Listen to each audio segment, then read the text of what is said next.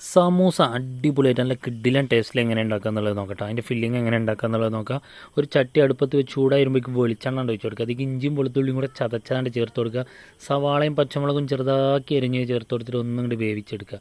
ഭയങ്കര വേവണ്ട കേട്ടോ. ചെറുതായി ഒന്ന് വെന്ത് വരുമ്പോൾ അത് ക്യാരറ്റ് അരിഞ്ഞതും കറിവേപ്പില ഇട്ട് കൊടുക്കുക. ഒരു ഉരുളക്കിഴങ്ങ് വേവിച്ചിട്ട് ചെറുതായി കട്ട് ചെയ്തത്, പാകത്തിന് ഉപ്പ്, കുരുമുളക് പൊടി, ഗരം മസാല ചേർത്ത് കൊടുക്കുക, മഞ്ഞൾപ്പൊടി ചേർത്ത് കൊടുക്കുക. പിന്നെ നമ്മൾ ബിസ്മിയുടെ ചിക്കൻ മസാല ഇട്ടാൽ 10 രൂപയുടെ സാധനമാണ്, പക്ഷെ അത് ഭയങ്കര ടേസ്റ്റ് ആട്ടാ. അത് കണ്ട് ചേർത്ത് കൊടുക്കുക. അതിലേക്ക് ഒരു സ്പൂണ്, എന്നിട്ട് നന്നായിട്ടൊന്ന് ഇളക്കി വേവിക്കുക. ഭയങ്കര വേവണ്ട. പിന്നെ അതിലേക്ക് വേവിച്ച് അരിഞ്ഞെടുത്ത ചിക്കനായിട്ട് ചേർത്ത് കൊടുത്തിട്ട് ഒന്നിച്ചണ്ട് മിക്സ് ചെയ്യുക.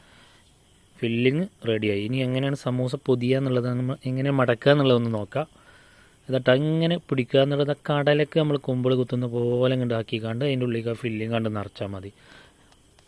ഫില്ലിങ് ഫുള്ള് നിറക്കുക. എന്നിട്ട് മൈദ എടുത്തിട്ട് ഈ മൂലക്ക് മുകൾ ഭാഗത്തായിട്ട് തേച്ച് കൊടുക്കണ്ട. അപ്പം മടക്കുമ്പോൾ അതിൻ്റെ ഉള്ളിലേക്ക് എണ്ണ കിടക്കാത്ത സെറ്റപ്പിലായിട്ട് കിട്ടും. എന്നിട്ട് അത് അങ്ങനെ ആക്കിയിട്ട് ബാക്കിയുള്ള ഭാഗത്തും കൂടെ നല്ലപോലെ മൈദ തേക്കുക. അങ്ങോട്ട് മടക്കി വെക്കുക. അടിപൊളിയായിട്ട് കിട്ടും കേട്ടോ.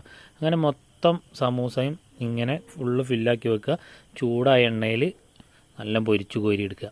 നല്ല ഗോൾഡൻ ബ്രൗൺ ആവണ കളർ വരെ ഒന്ന് പൊരിച്ചെടുത്താൽ മതി. കോരി മാറ്റുക. പെട്ടെന്ന് ഔട്ടാ, പെട്ടെന്ന് റെഡി ആവുന്ന സാധനമാണ്. അടിപൊളിയാണ്. സോസൊക്കെ കൂട്ടിയിട്ട് ഇങ്ങനെ കഴിക്കാൻ നല്ല ടേസ്റ്റാണ്.